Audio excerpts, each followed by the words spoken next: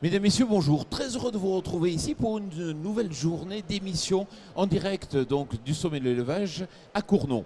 Alors aujourd'hui, on va débuter par quelles sont les vraies racines de la crise agricole, pas les poncifs habituels, pas les racines dont tout le monde parle. On va essayer de comprendre justement cela en compagnie de Bernard Malabirade. Bonjour. Bonjour. Alors vous êtes président de la FDSEA du Gers. À vos côtés, Jean-Marie de Serles. Bonjour. Bonjour. Vous êtes président des jeunes agriculteurs. Face à vous, Laurent Bernède, bonjour. Bonjour. Vous êtes cofondateur de We Farm Up et aussi agriculteur. Et puis juste à ma gauche, donc, Jean-Marie Serroni, bonjour. Bonjour. Vous êtes agroéconomiste, vous avez édité un livre justement sur le Big Bang agricole et sur le numérique. Alors ce qui m'intéresse là, c'est quelles sont les racines de la crise agricole, les vraies. Alors, les vrais, chacun a son analyse. Je crois que la première question qu'on doit se poser, c'est de quelle crise agricole on parle. Est-ce qu'on est sur l'élément de la campagne 2016 où effectivement il y a des difficultés liées au climat et liées au cours, ou est-ce que c'est quelque chose de plus profond, puisque ça fait des années qu'on débat, moi je ne sais plus combien de débat sur la crise agricole. Donc on voit bien qu'il y a des éléments strictement conjoncturels et économiques, mais des éléments bien plus profonds qui, à mon avis, sont liés à la fois au métier d'agriculteur, à la reconnaissance de l'agriculteur, des agriculteurs par la société, aux questions de complexité croissante du métier qui fait qu'il y a des agriculteurs qui ont du mal à s'y retrouver. Et puis je crois, une question pour moi qui est centrale, c'est la question de se dire mais vers où va-t-on ? Quand on est dans un métier, on aime bien savoir vers où on va, même si chacun après mène sa propre barque, mais dans quel fleuve, sur quelle autoroute ou sur quel réseau je me trouve et où veut-on aller ensemble ? Ouais, mais concrètement, s'il y a crise, ça veut dire peut-être que tout le monde ne fait pas son boulot. Alors après ça c'est dans les remèdes, moi je crois, et je me suis déjà exprimé là-dessus, qu'une des clés c'est que chacun fasse son boulot, quoi. Que l'agriculteur qui est un chef d'entreprise prenne les bonnes décisions. Moi je suis outré quand je vois que par rapport à l'accident climatique qu'on a eu, contre lequel on peut s'assurer, il n'y a qu'un quart de la surface qui est assurée. Donc je dis clairement, il y a des gens qui n'ont pas fait leur boulot, des gens qui n'ont pas bien conseillé ou des gens qui n'ont pas bien pris leurs mesures. Quand on voit que le stock de provisions qu'on aurait pu réinjecter de DPA, pour être un peu plus technique, est très faible, et je sais de quoi je parle dans le métier que j'ai fait avant, c'est pas normal, même si le système est perfectible, mais on n'utilise pas suffisamment ce qui est fait. Je pense que l'État doit faire son rôle, ne doit pas s'occuper du commerce. On voit bien quand ils ont essayé les 340 € sur le lait, 1,40 € sur le porc, ça a fait bien plus de mal qu'autre chose, mais l'État l'a fait parce que d'autres lui ont demandé. Donc que chacun fasse son métier. Et à mon avis, une des priorités de l'État, c'est de réformer la fiscalité de l'agriculture. Et les organisations, elles sont là, me semble-t-il, suivant leur métier, certaines pour conseiller, d'autres pour défendre, mais surtout pour donner le sens. Et accompagner, c'est donner le sens, sachant qu'après chacun est autonome et par rapport à une direction globale, chacun trouve sa propre motivation.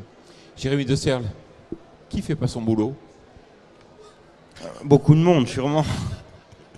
Non, mais je pense qu'on a tous une part de responsabilité dans la nature de la crise. Voilà, Jean-Marie l'a dit. Il y a tout un tas de paramètres qui font qu'aujourd'hui, on est dans une crise qui est déjà dans la durée assez exceptionnelle et qui, d'année en année, s'amplifie. Et donc voilà, alors les pouvoirs publics ont leur part de responsabilité, le monde économique qui entoure l'agriculture, qu'il soit privé ou public ou coopératif, a sa part de responsabilité. On a dit dans le conseil aussi aux agriculteurs, sans doute qu'on aurait aussi beaucoup de choses à faire.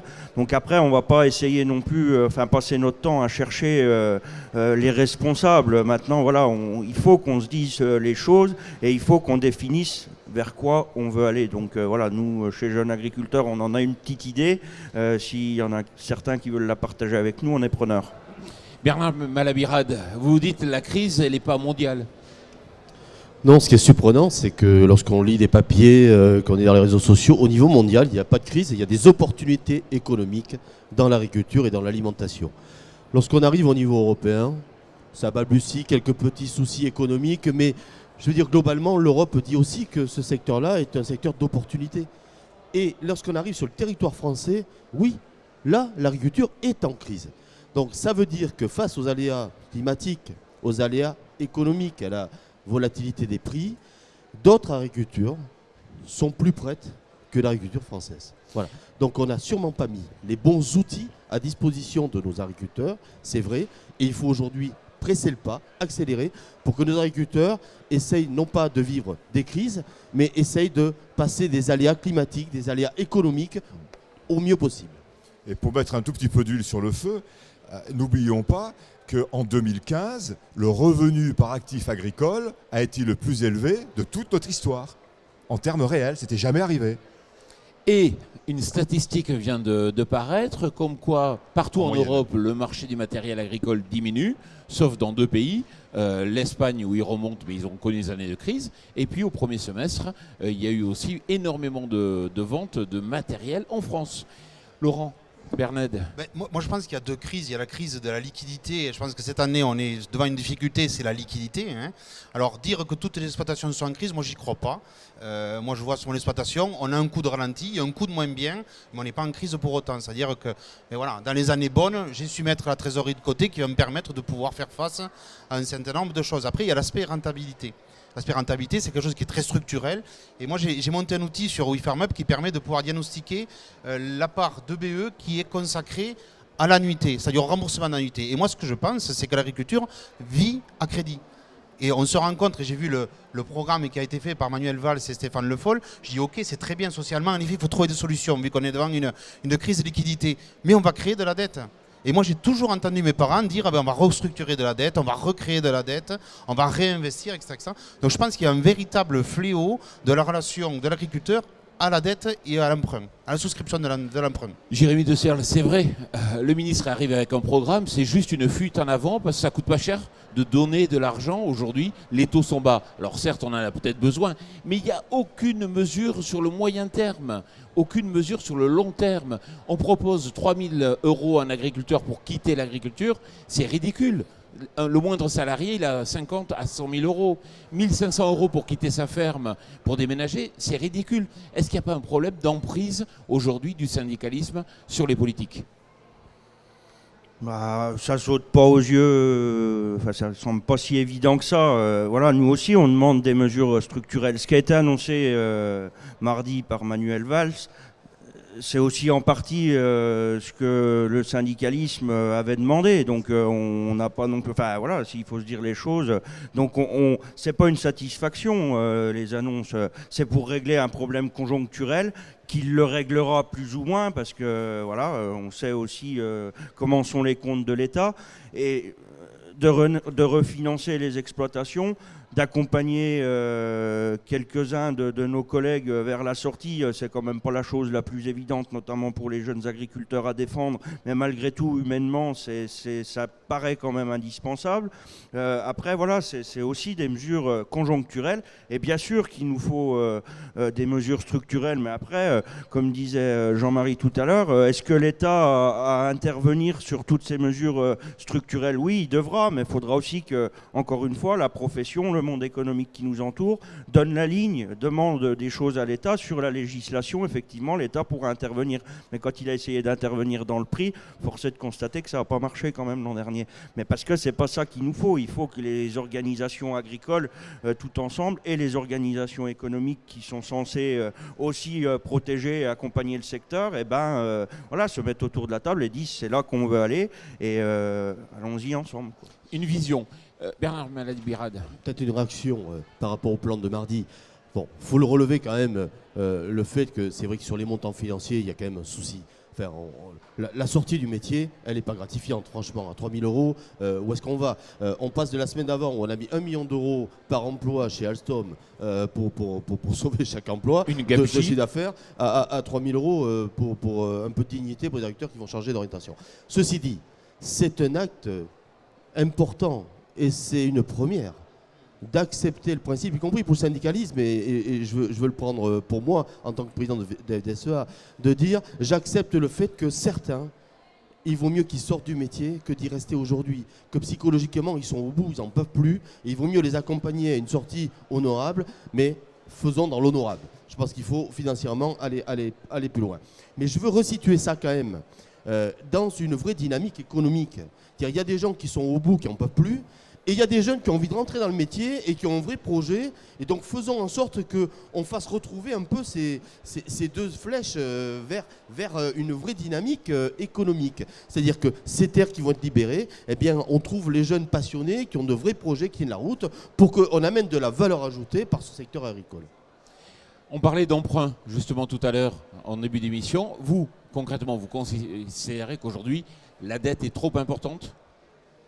La dette, elle n'est pas trop importante. Moi, j'ai investi plus d'1 million d'euros dans ma vie d'agriculteur. Je suis installé depuis une trentaine d'années. C'est énorme. Alors, dans des investissements de fermes, de matériel, de bâtiments d'élevage, mais aussi de photovoltaïque. Voilà, dans plusieurs opportunités, certaines plus rentables que d'autres. Cet investissement-là, j'ai mis 1 million d'euros de capital que les banques ont bien voulu me prêter, assez cher d'ailleurs. Je le retrouve quand, ça ? Est-ce que le jour où je vais faire valoir mes droits à la retraite, je vais avoir ce capital-là et je vais me dire, tiens, j'aurais mieux fait de le mettre dans la pierre, ce million d'euros, ou j'ai eu raison de le mettre dans l'agriculture. Est-ce que quelqu'un va me le valoriser ? Je n'en sais rien. Et je crains malheureusement que ce soit dévalorisé et que cet investissement-là ne soit pas aussi rentable que si je l'avais mis ailleurs. Donc ça, c'est le problème. Moi, je dis qu'une ferme, ça reste de l'industrie lourde, on investit dans la durée.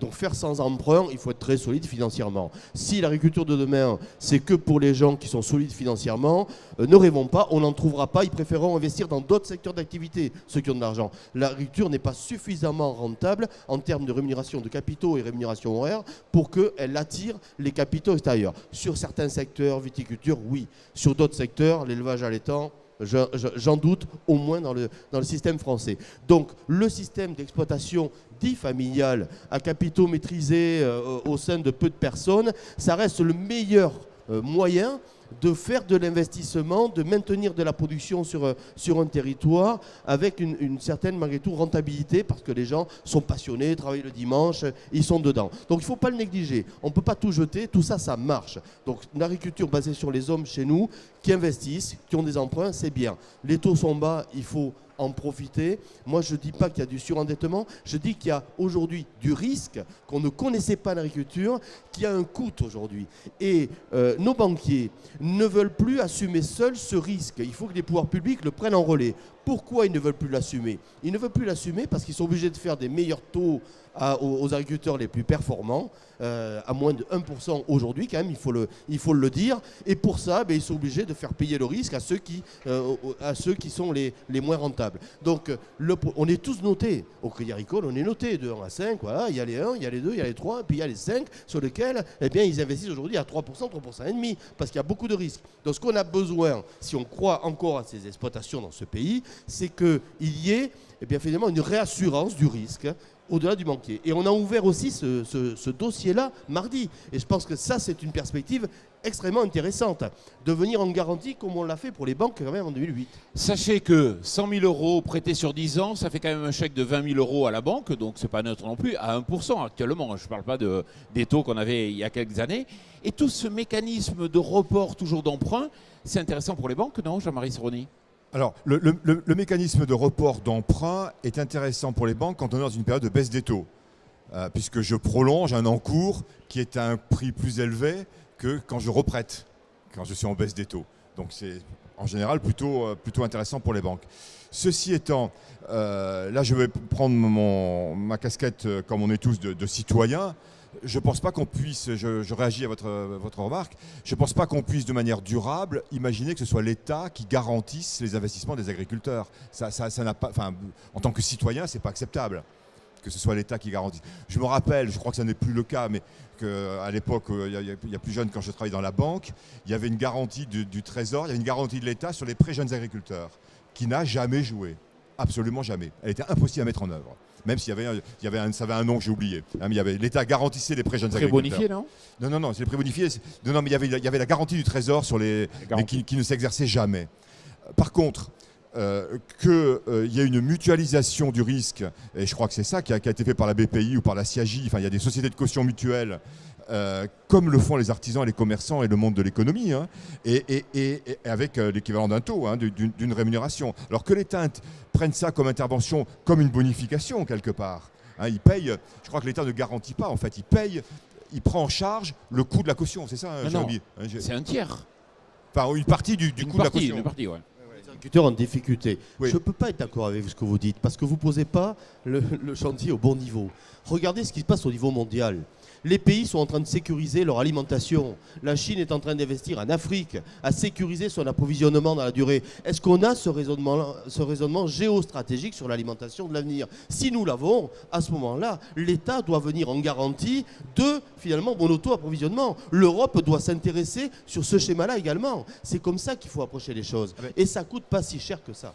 Mais Oui, je moi pense que je vois les politiciens que je reçois ici, ils s'en foutent. Soyons clairs.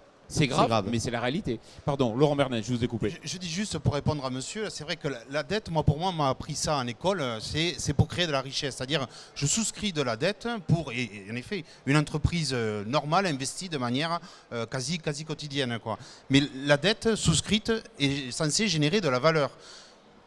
Là où nous sommes au mois de septembre, on n'a sûrement pas encore remboursé nos avances culture. On repart sur de nouveau de la dette. Enfin, on peut se poser la question de la pertinence de souscrire de la dette pour finalement peut-être avoir de la difficulté à créer de la valeur supplémentaire pour la rembourser. Et je trouve que c'est risque d'être limité, ce risque de coincer à un certain moment. Mais c'est là que je ne suis pas d'accord avec toi, et là je vous rejoins. C'est-à-dire que comme justement cette année, pour un certain nombre, notamment les polyculteurs, sur lesquels les avances pour l'élevage étaient garanties par les céréales, la moisson ne couvre pas l'avance. Et donc là, je trouve effectivement que ça avait une certaine légitimité que l'État assure de la liquidité, comme il l'avait fait pour les banques, quelque part, pour qu'on redémarre sur la campagne. Oui, mais là, on est conjoncturel. Non, mais ça c'est sûr. Je l'ai dit tout à l'heure, il y a un problème de liquidité, il faut le régler. Mais c'est la sauce qu'on nous sert depuis de nombreuses années. Et le titre de l'émission, c'est les racines de la crise. Moi, j'ai restructuré, j'ai entendu mes parents, tout gamins, qui restructuraient déjà de la dette. Alors, alors que ça allait bien. Moi, je crois que le problème alors que ça allait pas trop mal. Le problème sur le je sais fond, pas. le problème sur le fond, c'est c'est que en fait, l'agriculture française, je pense qu'elle n'est pas véritablement surendettée. La preuve, c'est que les banques prêtent aux agriculteurs. Donc, c'est un risque, finalement, de bonne qualité. Le problème, c'est qu'on a des investissements... Enfin, c'est la relation entre les investissements et la rentabilité. L'agriculture est un secteur assez rentable. Quand on a 35% d'excédent brut d'exploitation sur chiffre d'affaires, il n'y a pas beaucoup de secteurs d'activité qui ont ça. Le problème, c'est qu'il faut rembourser les capitaux et il faut rembourser les emprunts. Et donc la question derrière, c'est est-ce qu'on ne capitalise pas trop en agriculture?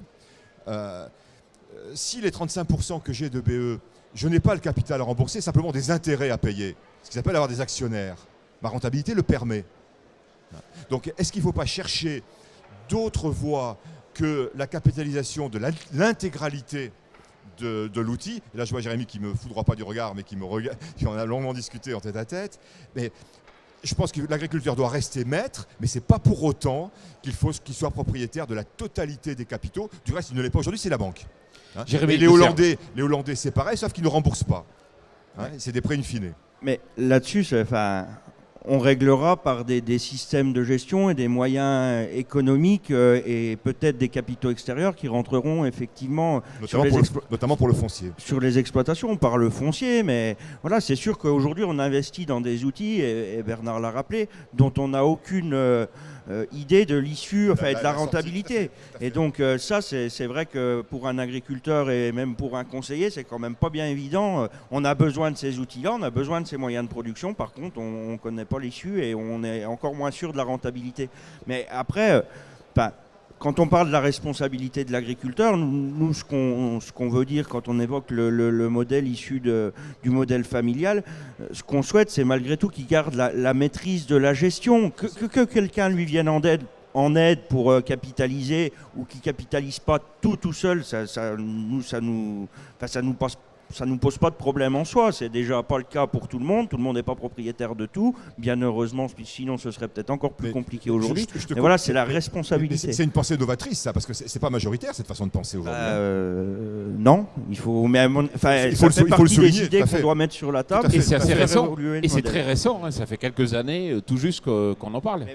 Mais par contre, il faut que ça se maîtrise, parce que ce qui se passe aujourd'hui avec des investisseurs étrangers qui viennent acheter de la vigne en Bourgogne, par exemple, chez moi, ou qui vont acheter du terrain dans le Berry, c'est pas maîtrisé du tout. Ils feront ce qu'ils voudront, et c'est là-dessus où il faut faire gaffe à la financiarisation de l'agriculture. Donc, on en revient au départ aux politiques. Nos outils un peu archaïques, un exemple foncier. Aujourd'hui, celui qui loue la terre, statut du fermage, dans la durée, hyper sécurisé pour le preneur, c'est des tarifs bas. Celui qui met à disposition annuellement, il arrive à avoir 2 à 3 fois plus cher, 2 à 3 fois mieux de rentabilité. C'est l'inverse de ce qu'il faudrait.